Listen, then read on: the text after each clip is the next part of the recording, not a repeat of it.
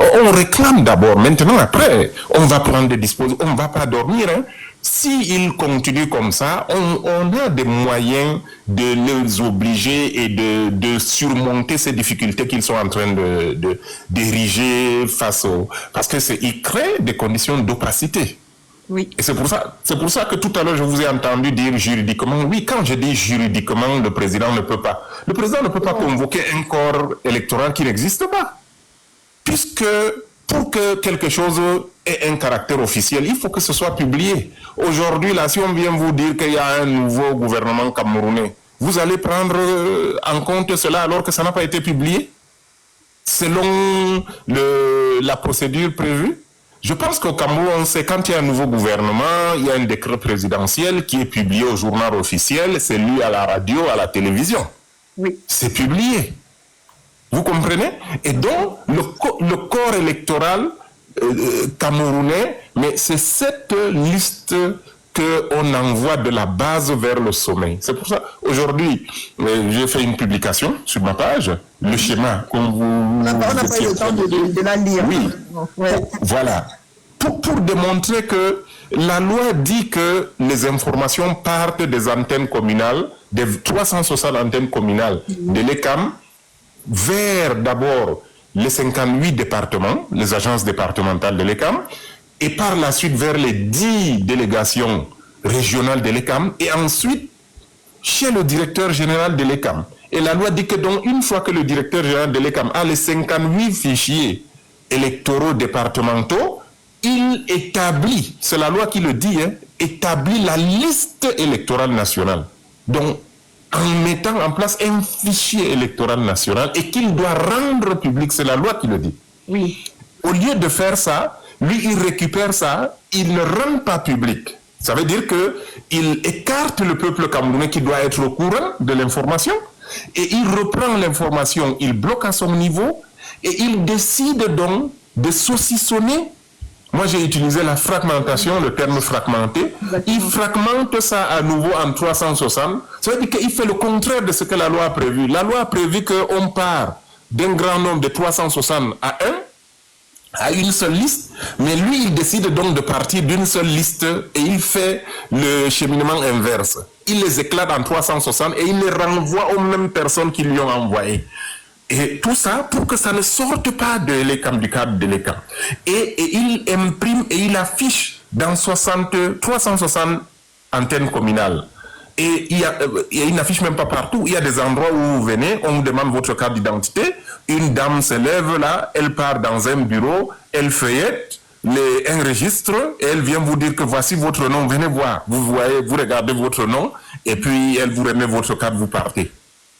Vous imaginez? Ça veut dire qu'ils ont confisqué cette liste. Et il fait le contraire de ce que la loi a demandé et de ce que la loi a prévu. C'est ça le plus important. Les gens qui acceptent qu'on viole la loi et ils disent qu'ils vont s'adapter. Mais il ne faut pas qu'ils se plaisent demain si le président de la République arrête des gens et chaque matin, il fusille 50 personnes. Les gens vont devoir s'adapter. Ils vont se mettre des pare-balles. Qu'est-ce qu'ils vont faire? Non, on ne s'adapte, on ne s'accommode pas de la violation de la loi. Sinon, on devient des esclaves. Soit le Cameroun est une république avec des institutions, avec des lois qui sont adoptées par ces institutions, malgré toutes les imperfections et le folklore qu'on voit à l'Assemblée nationale, au Sénat et tout ça là. Oui, on accepte tout ça, mais il y a des lois qui sortent, on les prend à leur propre jeu. Et c'est pour ça que quand des gens réclamaient la modification du code électoral, la modification de la loi électorale, moi je leur avais dit que non, il ne faut pas demander de faveur aux gens. Si vous demandez une faveur politique, ils ont la majorité politique. Et s'ils ne refusent de modifier, vous faites comment? Non, obligeons-les à respecter la loi qui est là. Et moi je suis parti sur cela depuis 2023 que j'ai mis mes pieds en politique. J'ai dit que non. J'ai lu le code électoral et je suis sûr qu'ils ne sont pas capables de respecter ce code électoral. Je l'ai dit à tous les acteurs politiques que j'avais rencontrés à ce moment-là, en 2023. Et aujourd'hui, voilà, le temps me donne raison. Ces gens ne sont pas capables de respecter ce qu'eux-mêmes ont adopté. C'est leur majorité, c'est leur volonté. qui est devenu, qu'ils ont imposé au Cameroun en utilisant les institutions qu'ils ont mises en place. On est d'accord. On n'est pas là pour aujourd'hui contester la légitimité de l'Assemblée nationale ou du Sénat, mais la loi, et c'est le président qui a promulgué la loi. Donc, tout autre débat, vraiment, à mon avis, n'a pas de place. Parce que si on ouvre une porte à cela, et écoutez, il n'y a pas de limite à ce moment-là. Si vous pensez qu'il y a un groupe de personnes qui peuvent violer la loi et d'autres qui n'ont pas le droit de violer la loi, et on leur impose la rigueur de la loi. Vous avez vu des gens qui ont simplement marché, on les a foutus en prison pour 7 ans, 8 ans. Écoutez, donc non. Si vous dites que vous appliquez la loi s'applique pour tout le monde et à tout le monde. Et à tout le monde, oui. Parce que justement, je disais, au-delà du fait de dire le code électoral est mauvais, il faut le revoir. Il faut déjà préciser que même les articles de loi qui sont bien écrits dans le code électoral ne sont pas en train d'être respectés par ceux-là même qui sont censés protéger ce code électoral et le mettre en application. Parce qu'il y a beaucoup d'articles. Quand on lit par exemple votre plainte, on se rend compte effectivement qu'il y a beaucoup d'articles de ce code électoral qui ne sont pas respectés par le directeur général de l'ECAM.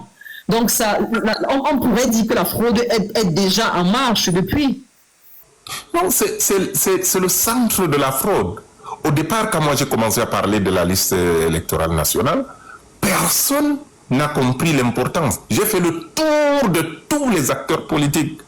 Les gens disaient, mais oui, mais bon, c'est vrai, ce que vous dites, l'article 80, mais aujourd'hui, il n'y a aucun acteur politique de bonne foi qui peut vous dire qu'on peut envisager, oui, ils peuvent toujours utiliser la force, imposer leur force parce qu'ils ont la police, l'armée, ils ont aussi la justice. Mais en réalité, aller à cette élection présidentielle sans corps électoral, en réalité, c'est de ça qu'il est question. Sans corps électoral, vous imaginez qu'on vous demande d'aller à une élection sans que vous n'ayez une idée, sans que vous n'ayez connaissance de ceux qui vont voter? Parce que c'est de ça qu'il est question.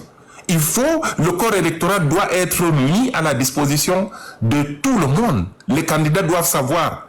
Si vous êtes le chef d'un parti politique comme le professeur Maurice Kamto, comment vous faites pour travailler, pour savoir que tous vos militants que vous avez convaincus d'aller s'inscrire, leur famille, comment vous pouvez savoir qu'ils ont été inscrits? Aujourd'hui, qui peut savoir qui est inscrit? Moi-même, je ne suis pas sûr que je suis inscrit. Personne ne peut vous dire qu'il est inscrit. Exactement, vous êtes en train de m'appeler sur ça en disant que mais je n'ai aucune certitude que le jour du scrutin, je serai en capacité de voter et pourtant je me suis inscrit. Oui, parce que je n'ai aucun document qui me dit que parce que mon inscription n'a jamais été officialisée. Exactement. La seule liste qui est définitive, c'est comme les résultats d'un examen. Hein. Quand vous lisez le code électoral, il apparaît très clairement que la seule liste qui est considérée comme une liste définitive et sur la base de laquelle vous pouvez aller jusqu'au tribunal, c'est la liste électorale nationale. Donc, avec la liste affichée dans les antennes communales, on aurait des difficultés. Non, ce sont les listes provisoires. Ce sont les listes provisoires. Vous pouvez le faire, ils peuvent l'accepter parce que c'est eux qui ont organisé. Mais quand vous lisez la loi, il n'y a pas un endroit où on dit que la liste définitive est affichée au niveau de l'antenne. À chaque fois qu'on fait référence à l'affichage des listes au niveau de l'antenne ou des antennes communales de l'ECAM, on parle de listes provisoires pour permettre aux gens d'aller, aux inscrits, d'aller vérifier qu'on a bien saisi leur nom, que leur nom est là, que il n'y a pas de faute d'orthographe, d'erreur d'orthographe, ainsi de suite. Et à ce moment-là, s'il y en a, ils signalent à la commission communale qui doit faire une fiche pour rectifier.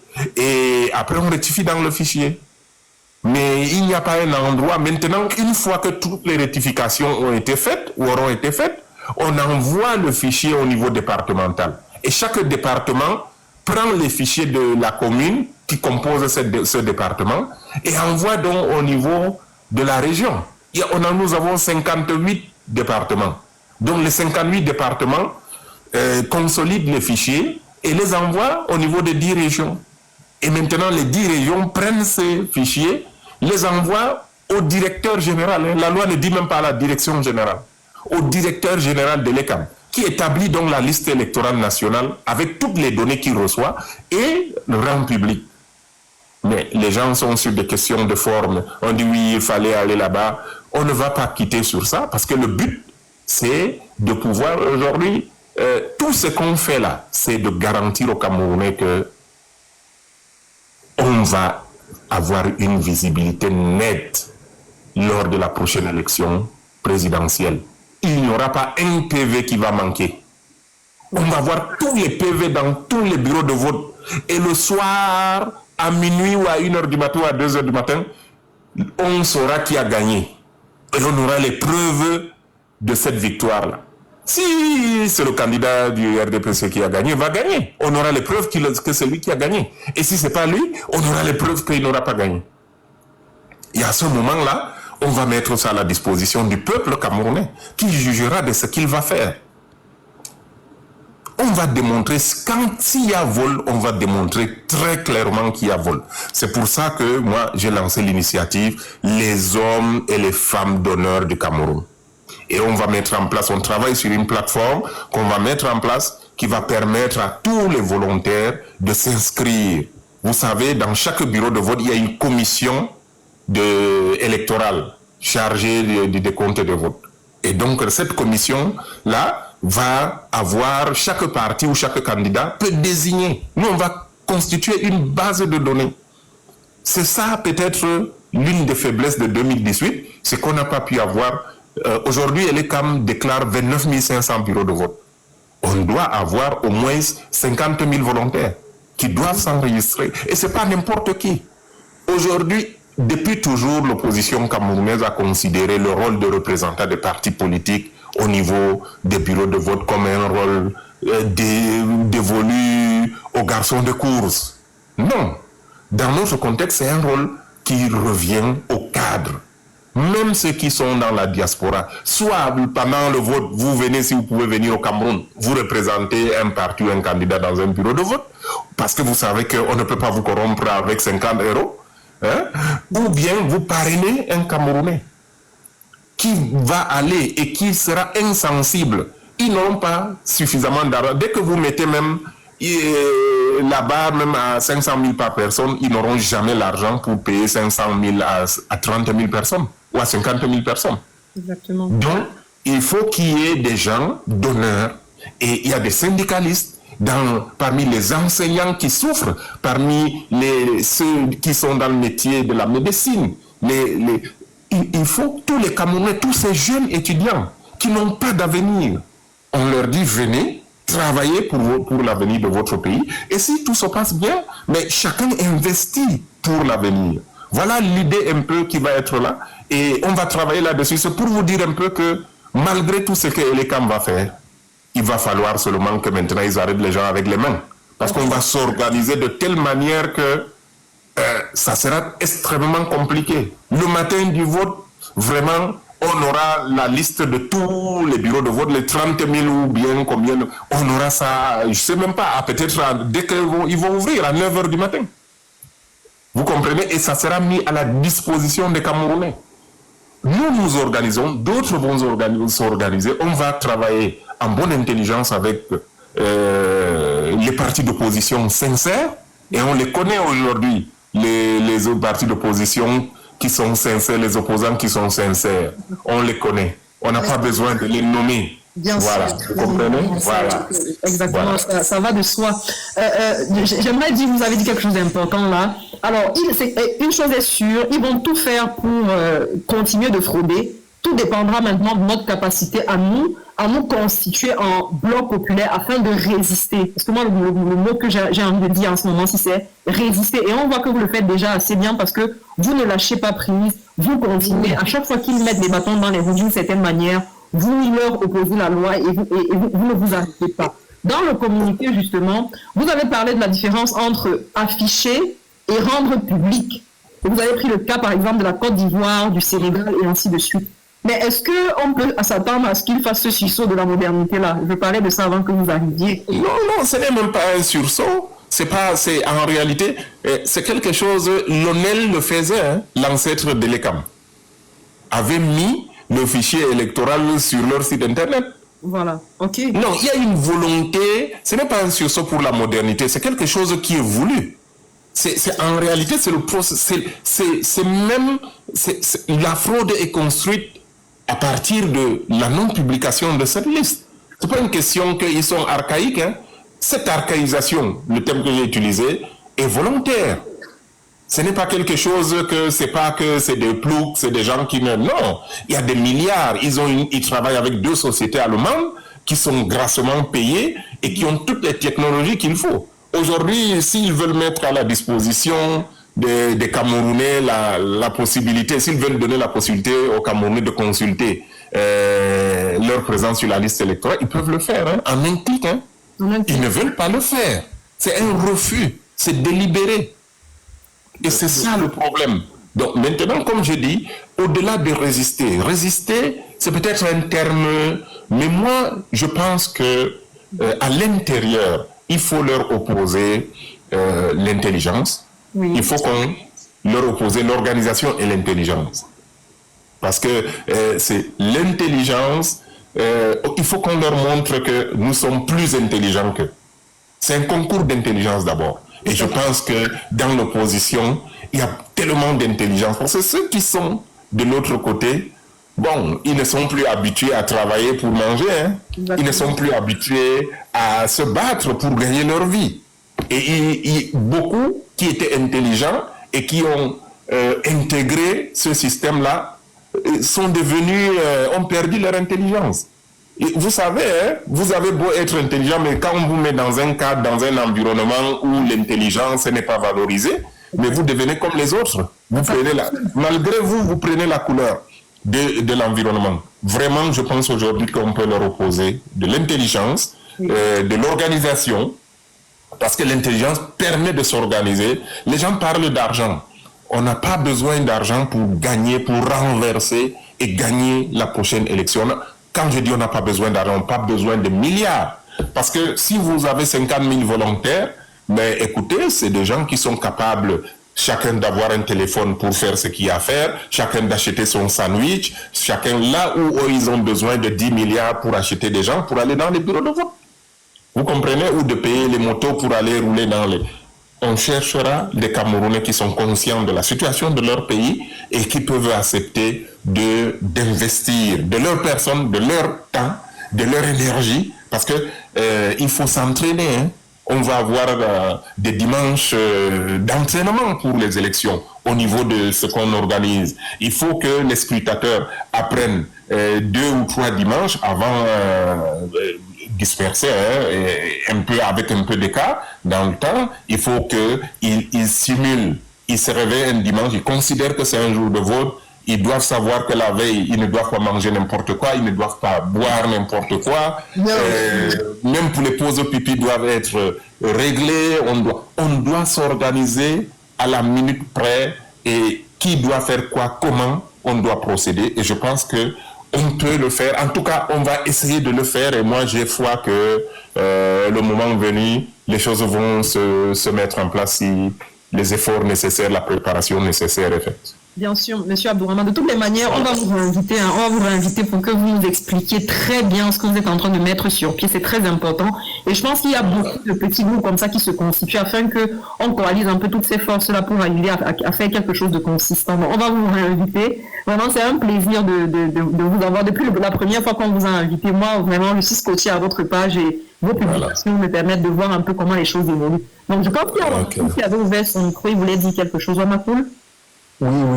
Non, je voulais juste dire que les propos de M. Abdourahmane me permettent de voir plus clair.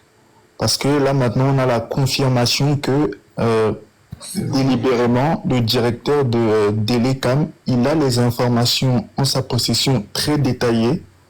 Et puis, il nous sort des rapports farfelus, flous, pour, je sais pas dans quel objectif, mais maintenant on le sait. C'est lui qui joue le rôle de brouilleur de piste pour le RDPC. Donc il nous sort des rapports dont on doit douter, puisque quand on voit qu'il y a que 2000 jeunes qui se sont inscrits jusqu'à maintenant, je sais plus, avec tout ce que toutes ces révélations, je me permets maintenant de douter fortement. Je sais qu'il a toutes les informations à ce moment du processus, comme l'a décrit M. Abourahmane. Il a les 58 fichiers venant de 360 bureaux de communes d'arrondissement, les arrondissements. Parce que ce sont des listes communales à la base. Voilà. Et donc, délibérément, il choisit de ne pas les sortir, d'enfreindre, d'outrepasser le code et la loi. Et même, il n'y a aucune loi concernant les données privées qui l'empêche de divulguer les informations liées aux élections. Donc, il le fait délibérément. Donc là, on a notre premier coupable qui, à ciel ouvert, voilà, ne s'en cache pas. Il brouille clairement les pistes. On sait dorénavant où regarder clairement, puisque voilà, maintenant c'est clair. 2 millions de jeunes et je ne sais pas combien d'étrangers, de personnes en situation de handicap aujourd'hui, je doute clairement. J'attends, il y a des collaborateurs, ils travaillent en collaboration avec des organisations très sérieuses, ils sont capables de nous sortir des rapports plus pointus que ça, avec à la clé des informations, avec à la clé une liste complète de tous les inscrits à ce jour. Donc clairement, on est dans notre droit de revendiquer la publication de ces voix-là et de rapports très bien détaillés. C'est très édifiant ce que vous avez fait. Je pense que ça nous donne une fois de plus du diesel. Oui, je vais me brancher sur Maître Abourahmane dans les prochains jours. Merci, Wamapou. Sony, bonsoir. Je vous remercie pour tout ce que vous faites. J'ai dit à Stéphane, je pense que vous faites plus que ce que nous faisons. Parce que là, prendre tout son temps et faire ce que vous faites pour sensibiliser, pour maintenir cette flamme. Et je pense que je prie Dieu que ça ne soit pas vain, que tous ces efforts que je vois et toutes ces souffrances que je vois, il faut que cette année-ci, que Dieu entende la prière de la majorité des Camerounais. Donc je vous salue et avec beaucoup de respect et merci encore. Merci grand frère. Mais franchement, il y a des gens qui veulent vraiment, il y a des débats. Il y a des gens qui veulent poser des questions. Si tu nous permets pour quelques minutes après. C'est possible. Oui, je suis là. S'il y a des questions, moi je suis là. Il y a des gens qui veulent. C'est mon rôle de voilà. Ok, super. Merci beaucoup. Oui, bonsoir M. Abourahmane. Vraiment, nous sommes ravis que vous soyez parmi nous de manière fortuite, parce que ce n'était pas prévu, mais on profite que vous êtes là. En fait, j'avais une question. Il y a quelqu'un, pas n'importe lequel des opposants au Cameroun, qui disait hier dans un live que c'était une perte de temps. C'est pas le JAPAP pour dire terre à terre, mais on nous a dit ça. J'ai dit bien, c'est pas n'importe quel opposant au Cameroun qui disait que la requête du parti d'opposition MSC c'était une perte de temps. Et le même opposant aussi a dit que c'est la première fois qu'il entend qu'il n'y a aucun pays au monde où il existe une liste nationale pour une élection présidentielle, que ça n'existe nulle part. Et que tout ce que le MSC fait, c'était une perte de temps. Vous dites quoi de ça? Est-ce que c'est une perte de temps? Et est-ce que le Cameroun est le premier pays? Est-ce que le professeur Kanto est le premier opposant à un président qui fait une requête pour quelque chose qui n'existe pas ailleurs? Non, mais déjà, on vous a montré qu'en Côte d'Ivoire, au Sénégal, la direction générale des élections au Sénégal, qui est même au ministère, qui est rattaché au ministère de l'Intérieur, et puis maintenant la commission électorale indépendante de Côte d'Ivoire. Mais écoutez, pourquoi donc la loi a prévu ça, si ça ne devrait pas exister? On ne sait pas. On a lu le code électoral, on a trouvé qu'on a parlé de 360 listes, et on a dit que ça remonte, après on a dit on établit une seule liste. C'est la loi qui le dit, c'est pas nous, on n'a pas inventé ça. Les gens, comme je vous ai dit, j'ai parlé aujourd'hui d'opposants sincères, mais vous devez savoir qu'il y aura toujours des choses. Et n'oubliez pas, nous avons connu la traite négrière. Il y avait des Noirs qui vendaient leurs frères et qui ne voulaient pas que cette traite s'arrête parce qu'ils gagnaient leur vie, ils trouvaient leur compte. Plus récemment, quand je dis il y a 30 ans, vous connaissez l'apartheid avec Mandela et tout ça en Afrique du Sud. Il y avait, quand on a libéré Mandela, il y avait des Noirs qui ne voulaient pas que l'apartheid cesse. Vous avez entendu peut-être parler, vous êtes jeune de Boutelesi, qui a, alors là, un chef zoulou qui a tout fait pour qu'il y ait un retour. Il y a eu un bain de sang terrible. Vous avez toujours des gens qui tirent profit de certaines situations. Je ne dis pas que c'est le cas maintenant. C'est pour vous dire que le plus important pour nous, c'est de nous élever et de viser nos objectifs. Parce que vous allez toujours avoir des gens qui vont se mettre en travers, qui vont chercher à nous rendre ridicules.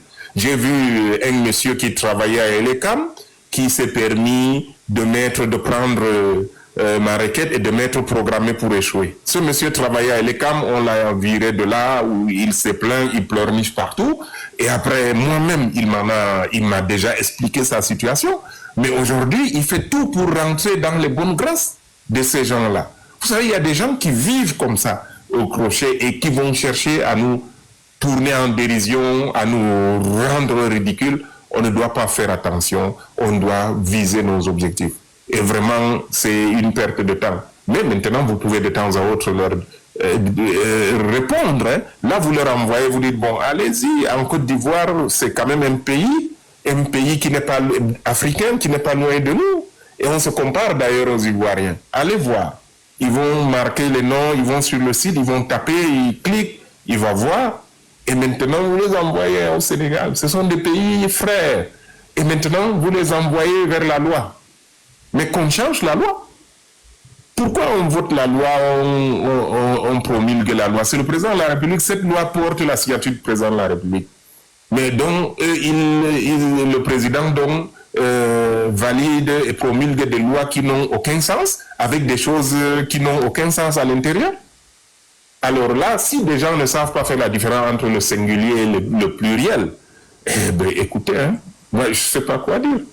Regardons devant, et je pense que la plus belle réponse à donner à ces gens-là, c'est que au sortir de la prochaine élection, que ces gens sachent que on n'était pas en train de jouer. Voilà. Merci, M. Abdourahmane. Et puis, vous faites bien de parler d'opposants sincères. On en a vraiment besoin en ce moment. Voilà. Force d'Afrique, vous êtes là? Je suis là, maman. Ok, allez-y. Ok. Je voulais, bonsoir d'abord le grand homme qui est là, parce que j'ai trop insisté pour monter. Parce que la dernière fois que j'ai vu, je dis d'abord merci à Stéphane qui déniche des perles rares comme ça. Les seuls intellectuels qu'on a au Cameroun. Parce qu'il est là, j'ai tenu vraiment ce soir à passer ma voix pour qu'il écoute, pour qu'il sache que son combat n'est pas vain. Je le suis des années durant, qui a démonté des soi-disant les agrégés de merde, des docteurs de merde, et qui ont sur les plateaux de télévision parfois à Canada d'Or, ou à Canada, l'émission de King Tongera, qui amène le contradicteur, qui l'ont la reine. Oui, qui l'ont dit qu'il a fait ses études au lycée de Garoua. Il a dit oui, je n'ai fait que ça. Mais qui fait tomber tous les agrégés estomacales, là, comme dit souvent Stéphane Toumbu, qui ne pensent qu'à leur petit estomac de merde, et que moi, cet homme-là, je tenais vraiment à lui rendre un hommage vivant. Parce que c'est un monsieur. Il a mis le point là où ça fait mal. Je l'ai suivi depuis que je l'ai suivi quand Stéphane a déniché la dernière fois. Je ne sais même pas comment Stéphane a fait pour avoir ce grand homme en face de lui. Il a mis le point là où ça fait mal. Comment vous allez jouer un match de football, si je veux ramener ça dans le football? On dit dans le football, il y a 11 joueurs. Le commissaire de match ou l'arbitre doit compter le nombre de joueurs sur le stade. Ça fait 22. Comment vous allez programmer un match de football, vous ne connaissez même pas le nombre de joueurs qui y jouent? C'est de ça que mon grand là parle. Et c'est sur ça que Elecam joue les Camerounais. Normalement, le professeur Kamto devrait être... Je préparais déjà un procès contre lui. Parce qu'on nous a embrouillé pendant 42 ans. Il était où? Pour venir nous ouvrir le cerveau. Maître, quand j'ai un intellectuel ne chôme pas. Un intellectuel ne souffre pas. Les intellectuels sont les Adouraman. Sont les Kamto. Ils ne sont même pas 20 au Cameroun. Chacun passe son petit doctorat de merde pour venir sur le plateau de télévision parler. Non, non, non, c'est pas la lecture. Voilà, il pose. Vous avez la question. Comme il y a plusieurs demandes, passez à la question. Merci, maman. Parce que vous voyez, il est là, il dit, il faut le nombre des électeurs. Comment Elecam doit nous dire qu'il faut le nombre des électeurs nationaux. C'est ça qui fait l'enjeu. Tant qu'il n'y a pas ça, on ne saura même pas le nombre de scrutateurs qu'on doit affecter dans le bureau. Tu calcules ça comment? Tu connais même pas le nombre de compétiteurs. Merci. Si tu n'as pas de questions. Merci, merci vraiment de renvoyer cette force, cette énergie au grand frère Dramane. Merci beaucoup. Comment on va permettre, parce qu'il y a plusieurs demandes là, des gens de se réunir pour poser des questions. Ça va? Tu as chuté quand même. On te permet de chuter en 30 secondes. Oui, non, j'étais content de le voir et lui dire que son combat, je le suis depuis des années. C'est pas vain. Il y a des cons comme moi là qui le suivent. Ok. Et je l'aime dans son truc. C'est un intellectuel pour moi. Merci. Pas des Tintin qui nous embrouillent le cerveau au Cameroun. Merci. Merci la France, merci. Donc je te fais descendre, je vais prendre quelqu'un d'autre, s'il te plaît. Donc vite fait, voilà. Black Nation. Oui, merci Kenda. Merci, c'est un plaisir pour moi. Je n'ai pas de questions en réalité. Je vous en prie. Je viens tout juste dire merci à notre grand. Je dis seulement merci. Je l'ai vu se battre à l'Africa Foot, se battre pour le sport camerounais. Mais les gens tiraient ça dans leur estomac. Aujourd'hui, je le vois en politique. Je ne peux qu'être fier et 1000 fois fier. Merci grand, merci. Je n'ai rien à dire. Je suis seulement fier. Alors, je risque de rougir, hein, mais comme je ne suis pas blanc, donc je vais noircir. Et peut-être que je ne sais pas. Bon, merci beaucoup. Merci, on essaie de faire ce qu'on peut. Et vraiment, et moi je tiens à une chose, si je peux faire cette parenthèse-là. Et aujourd'hui, ce que je mets en avant en politique, c'est ce que j'ai gagné au football. J'ai gagné l'image de quelqu'un qui a fait preuve d'une certaine intégrité. Moi, on m'a tout proposé au niveau du football. Si j'avais voulu à un moment donné, je serais même devenu milliardaire. J'aurais eu un poste, j'aurais eu tout. Mais j'ai refusé cela parce que ce n'était pas conforme à mes engagements et à mes convictions. Donc, j'ai gagné, je suis sorti de là. Personne ne peut dire qu'il m'a donné 1 franc. J'ai dirigé l'administration de la fédération. Le budget, c'était 5 milliards par an. J'ai géré ça.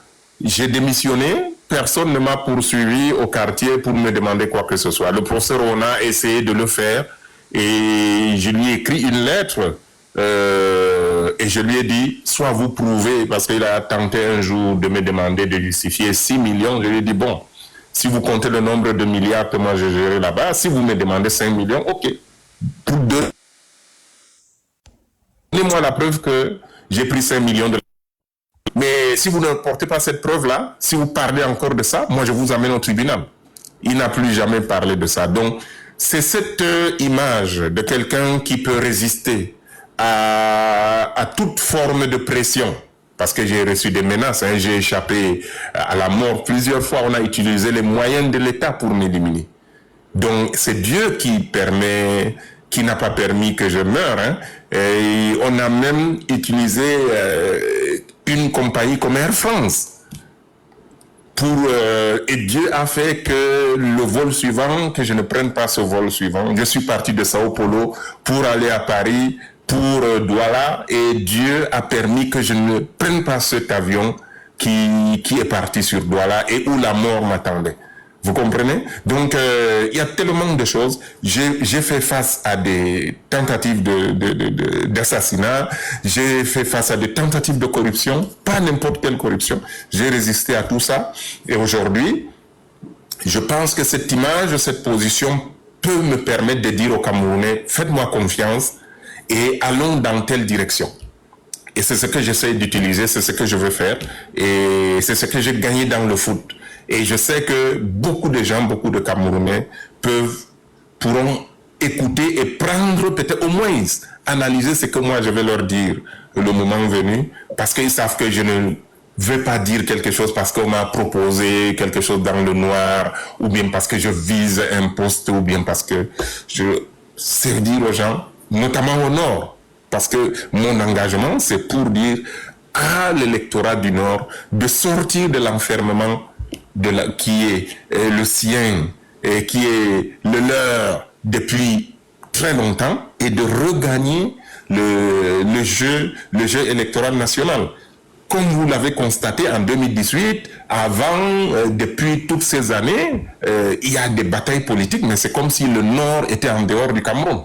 Mais cette fois-ci, le Nord sera présent et le Nord va prendre part au débat politique et va faire un choix. Ça, vraiment, c'est ce pourquoi moi je suis venu en politique. Si je suis vivant, ben, écoutez, c'est ce que je vais faire parce que je vais porter ma chéchia, ma gandoura et je vais aller parler aux gens le langage qu'ils vont comprendre. Et je pense qu'ils vont s'arrêter pour m'écouter. Pourquoi? Parce que ils vont certainement me reconnaître comme étant l'un de leurs parce que c'est la réalité politique au Cameroun. Hein. On a essayé de saucissonner les gens en disant que bon, écoutez, vous êtes du Nord, vous êtes de l'Ouest, vous êtes du littoral, et ainsi de suite. Et voilà, je vais leur dire, écoutez, non, c'est pas vers là qu'il faut aller, il faut venir au centre. Il faut qu'on se retrouve avec tous nos frères des autres régions et on décide comment on fait, qui doit nous diriger. Donc, et quels sont les choix qu'on doit faire? Et vraiment, ce rôle-là, c'est pour ça que je suis là et je suis prêt à risquer tout ce que... De toute façon, je ne peux pas risquer plus que ce que j'ai risqué dans le football. Voilà, disons, Monsieur Abdourahmane, que votre intégrité a un peu la carte qui vous donne la légitimité de faire ce que vous faites. Et je peux vous rassurer que ce que vous faites, c'est du diesel pour nous en ce moment, si on a vraiment besoin d'être nourri de ça. Et de se dire que voilà des aînés comme ça qui ne lâchent pas prise, qui ne baissent pas les bras et qui sont capables de faire ce pourquoi on les croyait à un moment donné incapables, tellement on était en hibernation, on va dire ça comme ça. Et ça, c'est aussi très rassurant de vous entendre parler du Nord. Hein. On dit du Nord que c'est la première fille du renouveau. Et je pense qu'il est temps que la première fille du renouveau prenne ses responsabilités. Dans une famille, l'aîné a toujours énormément de responsabilités. Et si en 2025, la fille aînée du renouveau prend ses responsabilités grâce à vous, la nation vous sera éternellement reconnaissante. Elle, Gervinho, est-ce que vous êtes là? Je suis là. Bonsoir Kemba, bonsoir à tous ceux qui sont là. Et bonsoir à M. Abdourahmane. Bonsoir. Déjà, je ne veux pas continuer à tenir des propos élogieux à votre égard. Je crois que mes prédécesseurs l'ont déjà assez fait. Mais je veux quand même préciser que je me rappelle que juste avant que je ne commence à m'intéresser à la politique, j'avais des amis un peu tellement admiratifs de vous, c'est-à-dire il y a beaucoup de personnes qui sont entrées en droit à cause de vous. Et plus tard, après vous, il y a aussi Kamto qui nous a inspiré lors du Conseil constitutionnel de 2018. Donc, vous êtes les deux vraiment, je vais dire, vous particulièrement, avec M. Kamto, vous êtes des stars dans votre domaine respectif. Donc, il faut savoir que vous êtes tellement admirés, vous êtes tellement populaire, peut-être vous ne le savez pas. Il ne manquait que vous dans la politique. Maintenant que vous y êtes, je veux quand même poser une question. C'est vrai que j'ai pris le truc un peu en retard. Je ne sais pas si vous avez évoqué ce sujet. J'aimerais savoir si vous avez déjà pris connaissance, par exemple, du programme du professeur Maurice Kamto. Qu'est-ce que vous en pensez? Est-ce qu'il est bon? Est-ce qu'il y a des limites? Et s'il est bon, selon vous, qu'est-ce qui vous empêche actuellement de faire une sortie et dire, OK, moi je vais accompagner Maurice Kamto pour 2025? Merci, c'était ma question. Merci beaucoup. J'ai pas aujourd'hui, j'ai pas répondu à cette question, mais j'ai eu à répondre à cette question. Moi, j'ai rencontré plusieurs fois le professeur Kamto et j'ai réglé cette question avec lui. Nous avons eu plusieurs discussions et on est tombé d'accord que aujourd'hui, il n'est pas question de se mettre au sein du même parti politique non. Il est question que chacun parle à ceux qui peuvent l'écouter et le moment venu, on va se mettre ensemble. Moi, je connais le programme, je ne dirais pas dans les détails parce que c'est pas ça le plus important. Vous pouvez rédiger le meilleur programme au monde, mais si vous ne connaissez pas la réalité par exemple, économique du Cameroun aujourd'hui, qui connaît la réalité économique du Cameroun? Il y a beaucoup de réalités que nous ne connaissons pas et c'est quand le pouvoir va changer demain que les gens vont découvrir que certaines choses qui étaient envisagées ne sont pas dans l'immédiat possibles ou bien ne sont même pas du tout possibles. Parce qu'il y a beaucoup de choses qui sont... Mais, globalement, je n'ai pas de soucis. C'est pour ça que je suis allé vers le professeur Kamto. Et on a eu plusieurs tête-à-tête. Et vraiment, on est allé pas pour 10 minutes, 15 minutes. Je peux vous garantir cela. Et ça, c'est pas un problème. Le problème, c'est pas de nous mettre ensemble. Vous comprenez? Je ne vais pas tout détailler ici. Parce que cette question, mais je peux vous garantir que au départ, l'ambition, ça c'est depuis 2019. Le MRC a constitué jusqu'à 3 délégations pour venir me demander d'intégrer le MRC. Je leur ai dit, d'abord pour moi à ce moment-là, il n'était pas question de m'engager en politique. Parce que j'étais dans le foot et beaucoup d'acteurs du foot comptaient sur moi pour mener un certain nombre de batailles. Je leur ai expliqué, ils ont compris. Il y a eu plusieurs, je dis bien, il y a eu 3 délégations, à 3 reprises, le MRC. Mais quand je suis entré en politique, la première personne que j'ai rencontrée, c'est le professeur Kamto.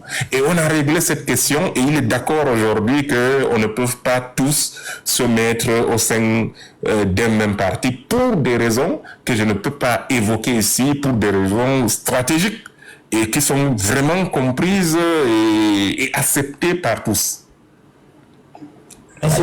Merci beaucoup, parce que ça répond, vous avez la réponse du grand frère n'a pas de réponse. Hein. Oui, on n'a pas forcément besoin d'être du MRC pour être intéressant pour le cas du pays. C'est le plus important. On ne sait Ce pas qui m'intéresse dans ces propos, c'est surtout... Même s'il entre dans le MRC, moi-même, j'aurais fait tout le temps le chasse. Moi, je me suis toujours demandé qu'est-ce qu'un tel intellectuel fait seulement dans le football. Il ne mérite plus que ça. Aujourd'hui, voilà, il est avec nous, c'est bon. Merci beaucoup et bonne continuation. Merci beaucoup, Anne Vigneault. Et moi, ce que je veux dire quand j'entends M. Abdourahmane parler, c'est que, voilà, il n'y a que les bonnes ondes pour attirer les bonnes ondes. C'est-à-dire qu'ils avaient déjà déniché, ils avaient déjà vu qui vous étiez. Et voilà, on nous a dragué un peu. Mais bon, vous avez bien fait de rester dans votre posture parce qu'en restant dans votre posture, ça n'empêche pas que vous fassiez ce que vous faites et vous le faites très bien. Donc, merci. Voilà, merci beaucoup. Merci. Merci beaucoup. Donc apparemment, il n'y a plus de questions. Il y a une dernière personne qui est là. Johnny Johnson, est-ce que vous êtes là? Oui, je suis là. Ok, allez-y avec votre question.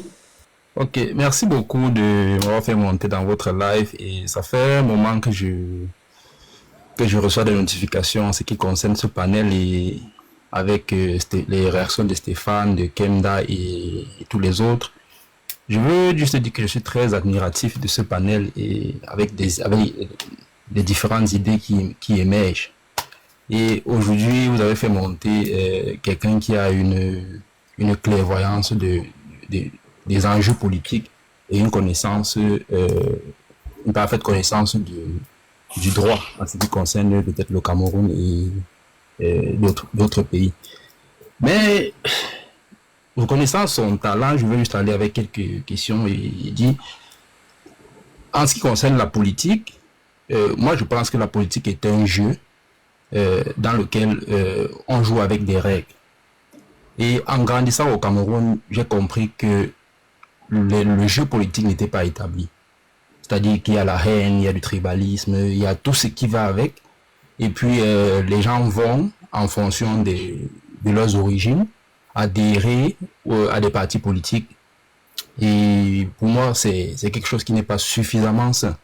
Si les règles ne sont pas établies, comment on fait? Parce que M. Abdourahmane est en train de parler d'un sujet vraiment sensible, le fichier électoral. Comment on fait pour savoir qui est inscrit, qui ne l'est pas, qui vote et qui ne vote pas? Parce que pour moi, ça va être la 3e élection à laquelle je participe. Et à chaque fois, je me suis rendu compte que mon vote n'a pas compté parce que peut-être on a voté dans une circonscription où il n'y avait pas suffisamment d'électeurs. Mais à la fin, on est sorti avec un résultat qui a surpris la grande majorité. Et quelque part aussi, j'ai eu des amis qui avaient des parents qui étaient dans les bureaux de vote. Et quand ces parents-là nous ont expliqué à maintes reprises comment on déplace les outils des élections, on comprend pourquoi la tricherie est autant élevée. Mais ma question, c'est de savoir, M. Abdourahmane, comment on fait pour avoir la même mise sur ce fichier électoral si déjà on n'a pas la possibilité de contrôler ce que l'ECAM fait? Bon, écoutez, on ne va pas aller prendre des bâtons ou je ne sais plus quoi pour entrer au siège de l'ECAM pour les obliger à nous donner le fichier électoral. Non. Là, on est en train de montrer aux Camerounais que l'ECAM n'est pas indépendant et que l'ECAM est au centre de la fraude. Le plus important, comme je l'ai dit au tout début, c'est d'apporter aux Camerounais la preuve de la fraude.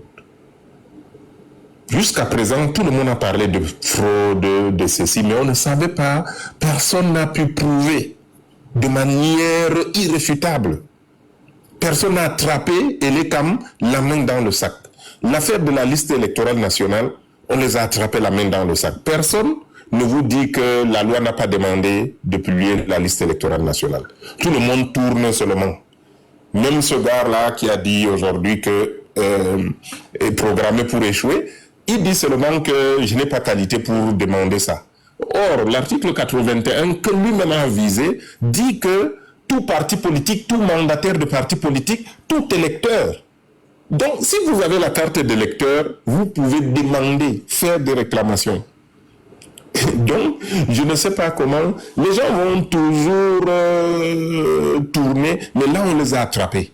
On sait qu'ils ont refusé d'appliquer la loi et ils persistent parce qu'ils savent que le jour où ils vont publier cette liste, c'est leur chute. Mais on a démontré et ils auront beaucoup d'autres surprises. Je vous ai parlé de l'intelligence et de l'organisation. Nous devons faire preuve de beaucoup d'intelligence. Et vraiment, croyez-moi, je sais qu'il y a beaucoup d'intelligence. Et ces gens-là, moi je les ai pratiqués. J'ai été au premier plan quand il s'agissait de l'organisation de la CAN, quand on a voulu nous retirer la CAN.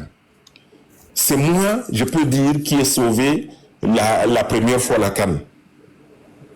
C'est moi qui ai sauvé pour la première fois. Et après, il y a eu le glissement. En 2017, c'est moi qui avais posé les actes, tout ce qu'il fallait faire. Et j'ai eu affaire à des gens au plus haut niveau.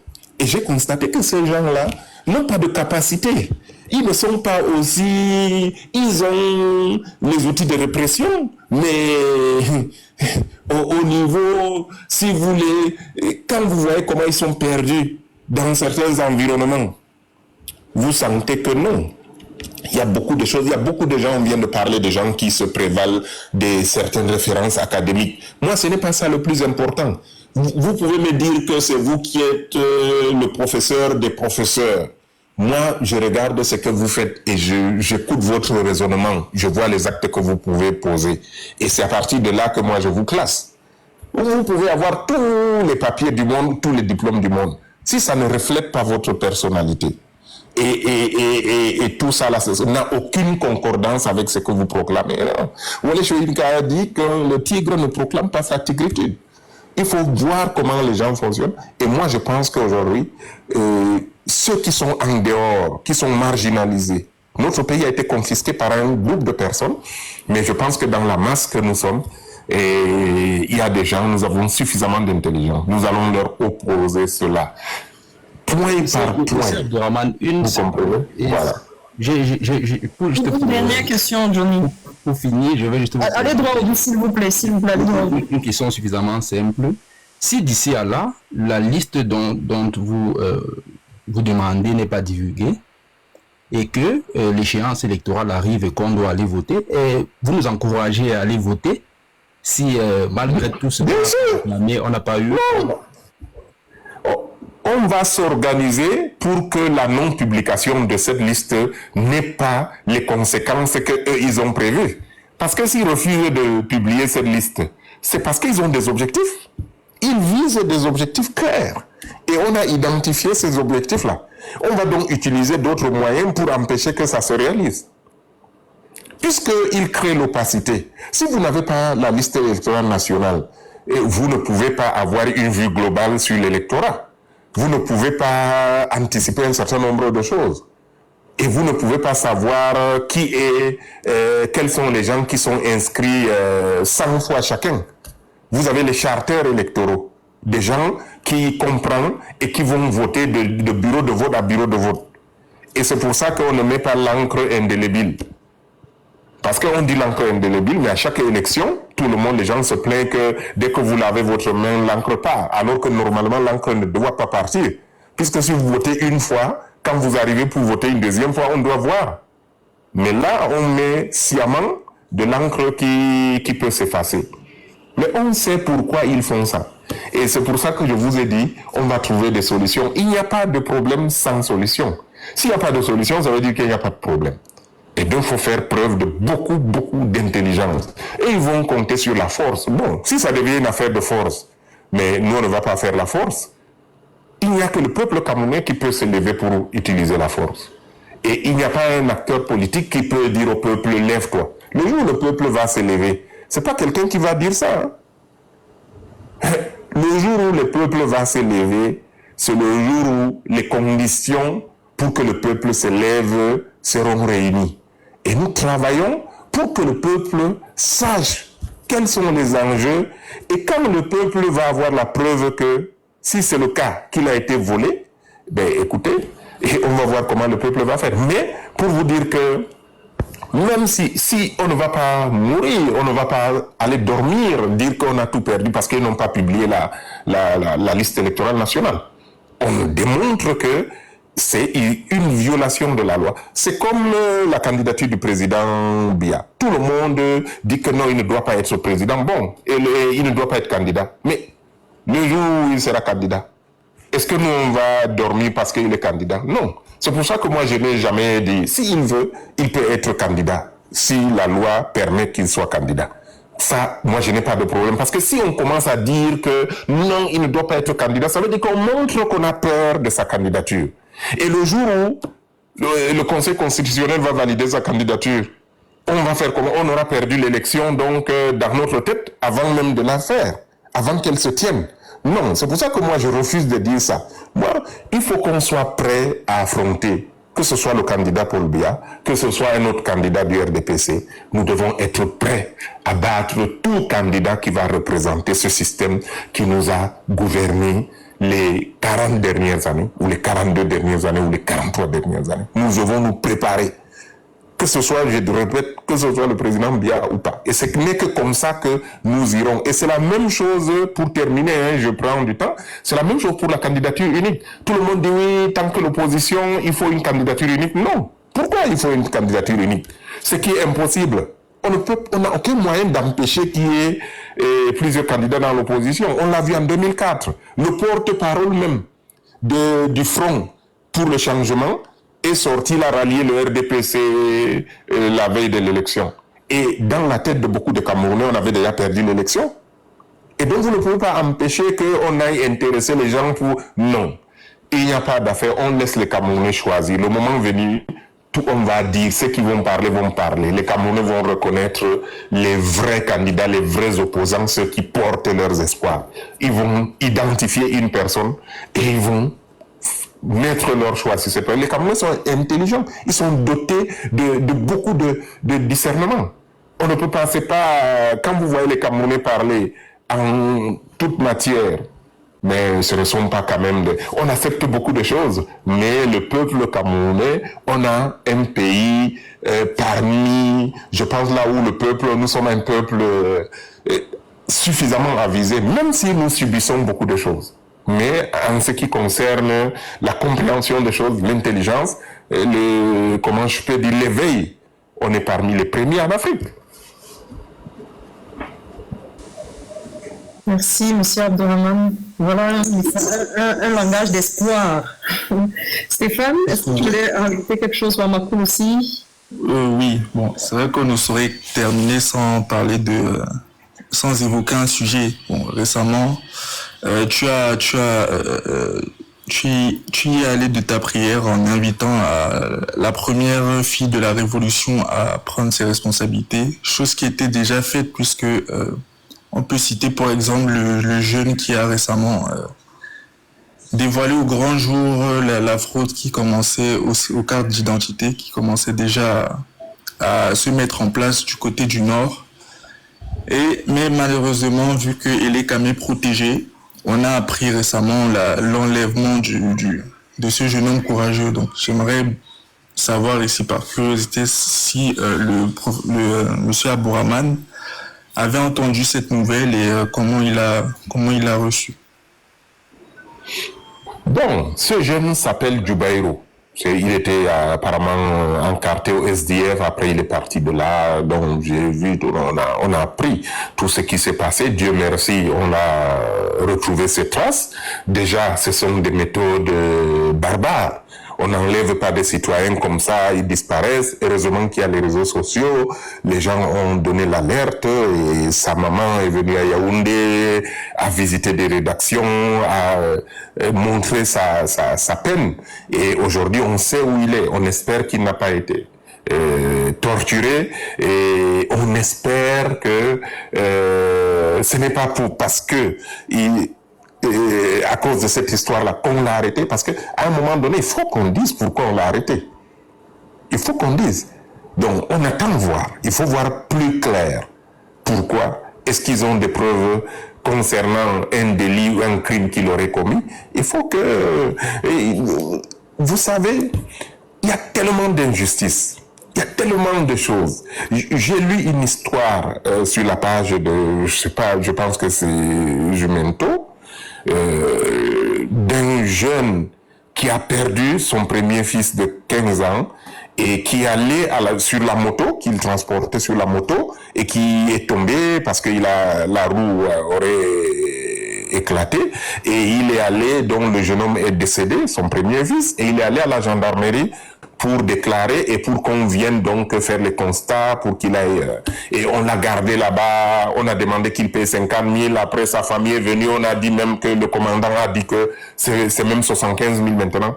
Vous voyez, tout ça quand on lit ce genre de choses. Mais moi j'ai le cœur qui saigne. Et c'est pour ça que en regardant ça, je ne dis pas qu'on ne doit pas mettre notre énergie sur ces genres d'événements. Mais aujourd'hui, nous devons mettre 90% de notre énergie sur la manière d'arrêter ça. Nous devons mettre fin à cela. Quand un commandant de brigade peut manquer d'humanité, parce que je ne sais même pas, ce n'est même pas manquer d'humanité, c'est de la bestialité. Vous ne pouvez pas...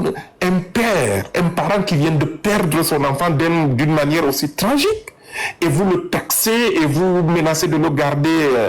Et après, j'ai appris qu'il y aurait une enquête et tout ça là. C'est des choses, moi, qui me rendent malade. J'ai vu ça, j'ai perdu le sommeil. Et nous devons tout faire pour que ça cesse.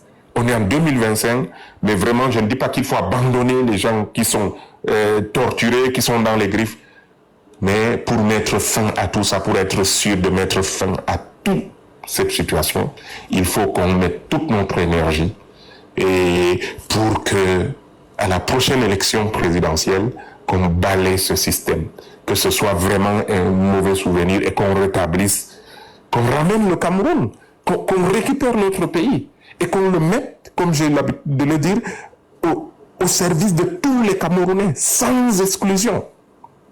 Que tout le monde se sente protégé dans ce pays. Voilà. Merci, M. Abdourahmane. Ce fut vraiment un grand plaisir et merci à la promptitude et votre disponibilité que vous n'avez pas hésité de venir nous honorer sur ce panel pour nous éclairer davantage par rapport à votre sortie. Et nous sommes vraiment très nourris ce soir. Vous avez répondu à plusieurs questions, vraiment sur le volet politique, la dimension de l'engagement et autres, et notre implication. Merci parce que le travail que vous faites, nous aimerions que ce soit les politiques, mais vous n'êtes même pas, c'est vrai que vous êtes un citoyen, vous êtes engagé politiquement, vous œuvrez, mais il faut rappeler que nous avons espéré, nous espérions voir les hommes politiques vraiment s'engager, mais beaucoup ont démissionné sur ce champ-là, plusieurs, vous le faites et ça fait énormément plaisir, c'est pour ça que vous avez vu plusieurs Camerounais monter, vous marquez votre sympathie et vous encouragez. Merci de ne pas lâcher, sachez que même ceux qui crachent sur vous, tandis qu'ils crachent sur vous, il y a multitude, je dis bien, il y a des millions de Camerounais qui voient et apprécient énormément ce que vous êtes en train de faire. Merci beaucoup pour votre engagement et vous nous inspirez davantage ce sens d'intégrité, quelqu'un qui décide de mettre les Camerounais et le Cameroun au-dessus de lui et sa petite personne peut se passer. Des gens comme ça, nous admirons et nous prions aussi pour vous, pour le meilleur. Et vous pouvez compter sur nous, en tout cas, tant que ce lien, cet idéal pourra nous unir, nous serions toujours là. Donc, je pense que la soirée est défaite. Si vous avez à dire un truc pour clôturer, c'est bon, on vous libère. Merci beaucoup. C'est à moi de vous remercier. Avant que vous clôturiez, M. Abdourahmane, j'aimerais juste vous dire qu'on va vous inviter, comme je l'ai dit avant, pour justement parler du projet citoyen dont vous avez parlé tout à l'heure, parce que les gens vont poser déjà des questions en bas pour qu'on approfondisse. Donc, on aimerait vraiment que vous reveniez. Voilà. Ouais. Surtout qu'il faut rappeler qu'il y a beaucoup d'initiatives comme ça, des gens nous sollicitent autour. Donc, nous, on se disait à un moment comment faire pour, coordonner, renvoyer, parce que moi, je me rappelle que j'ai dit à des personnes que vous avez déjà évoqué cette question.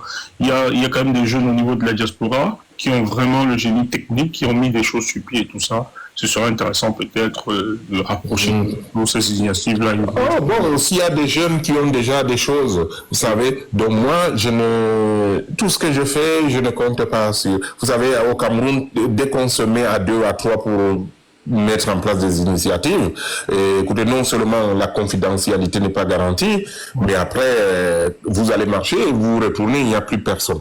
Moi, j'ai vu ça dans le foot, j'ai vu ça, j'ai tiré des leçons de ce qui se passe en politique et tout ça là. Il y a un certain nombre de choses qu'on peut faire et le moment venu, on met à la disposition. Bon, cette plateforme va permettre à chacun de venir s'inscrire. Et voilà, nom, prénom, la commune, là où la personne est inscrite, le bureau, son bureau de vote, son numéro de téléphone, son numéro WhatsApp, ainsi de suite. Bon, et maintenant, tout ça va être donc sur une base de données et on va mettre cela à la disposition des partis politiques. Il y a tous les partis politiques ne sont pas représentés de manière égale sur l'ensemble du territoire. Mais nous aurons la possibilité de dire que s'il vous manque des gens dans tel coin, nous, on a des gens qui sont prêts à aller surveiller le vote. Parce que pour qu'ils soient quand même membres de ces commissions au niveau des bureaux de vote, il faut qu'ils soient présentés par un parti politique. Et donc, on va travailler avec les partis politiques qui sont sérieux. On ne va pas travailler avec tout le monde. Et on les connaît. On met ça à la disposition de ceux qui sont là pour la cause. Parce que ce qu'on cherche tous, c'est de récupérer notre pays. Et la seule opportunité qu'on a aujourd'hui, c'est l'élection présidentielle et on doit y aller et on doit s'organiser. Mais maintenant, s'il y a des gens qui peuvent mettre en place, qui peuvent prêter ou bien leur main forte et qui peuvent venir avec des systèmes qui sont là, on peut regarder comment collaborer parce qu'il n'y a pas que l'enregistrement des volontaires, il y a la gestion du jour de l'élection parce que tout va se jouer le jour de l'élection. Il va falloir orienter les électeurs. Parce qu'on peut mettre, rien que dans la ville de Douala, on peut mettre votre nom, on vous déplace, on met votre nom dans un bureau de vote à l'autre bout de la ville. Vous ne savez même pas où. Vous tournez, vous rentrez chez vous. Il y a des milliers, voire même millions de Camerounais qui sont dans cette situation-là. On vous déplace, il mélange les gens et vous ne vous retrouvez plus. Vous allez dans votre bureau de vote où vous êtes mais vous devez être en mesure d'envoyer un message à un numéro ou d'aller sur un site, sur une plateforme et de consulter les bureaux de vote qui sont dans votre commune et d'être en mesure de voir toutes ces listes-là et de retrouver votre nom. Ou bien vous envoyez un message à un PC ou un poste de commandement où vous avez des dizaines de personnes qui travaillent et qui vont orienter les gens pour qu'ils retrouvent leur bureau de vote. Ça aussi, c'est quelque chose qu'il va falloir faire. Maintenant, les PV, comment les numériser, les mettre dans un système et les mettre à la disposition des Camerounais. On va couper Internet. Comment on va faire? Peut-être ils vont couper Internet. Comment faire pour avoir de l'Internet, même quand on aura coupé, les opérateurs on aura demandé aux opérateurs de les couper. Il y a tellement de choses, de détails qu'il faut prendre en considération. Et à ce niveau-là, ça demande des ressources, ça demande de l'ingénierie. Mais on ne va pas planifier ça ouvertement comme ça. Ça, c'est à notre niveau. Je suis sûr que beaucoup d'autres, le MRC qui est le parti le mieux organisé au Cameroun, eh bien, certainement, je suis sûr que ces questions sont aussi regardées là-bas. Mais le moment venu, au moins, avec le MRC et d'autres, peut-être d'autres acteurs politiques, on va voir ce qui est mis en place, comment on peut mutualiser un certain nombre de choses, indépendamment des ambitions des uns et des autres. Parce que le but, c'est de permettre d'être sûr que ce que les Camerounais vont dire dans les urnes. Et on va regarder ça, on va voir ça clairement. Parce que jusqu'à présent, personne ne sait. Les Camerounais parlent, mais les gens brouillent ça, ils détournent ça. Nous devons être en mesure de savoir ce que les Camerounais auront dit. Le jour même de l'élection à minuit ou le lendemain à 1h, 2h du matin. Et on va avoir tout ça là. Et on est sûr que c'est ça, et on va dire aux gens que voilà, c'est lui qui a gagné les élections. Donc il faut se battre pour informer les Camerounais, pour leur dire que cette fois-ci, l'opposition et tous ceux qui veulent le changement vont mieux s'organiser par rapport aux échéances précédentes. Et il faut aussi qu'ils aient confiance, parce qu'il y aura un noyau de gens qui ne seront pas des gens qu'on va venir acheter. Moi, j'ai toujours l'habitude de dire, moi, j'ai pas de prix. Comment vous pouvez acheter quelqu'un ou quelque chose qui n'a pas de prix? Voilà. Et je suis sûr qu'il y a d'autres personnes, on est nombreux comme ça, qui n'avons pas de prix. Voilà. Ah oui. Ok, Kenda, merci beaucoup. Merci.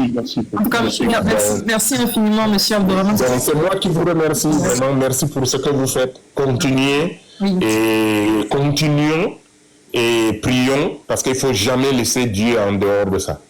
Il faut toujours, on est des croyants, il y a une dimension spirituelle. On prie Dieu que tout se passe pour notre pays, tout se passe pour ce qu'on est en train de faire, et que cette année soit une année bénie pour tous ceux qui aiment ce pays et qui veulent que ce pays retrouve la place qu'il a occupée et qu'il n'aurait jamais dû quitter dans le concert des nations, parce qu'avant notre pays était respecté jusque dans le bureau ovale.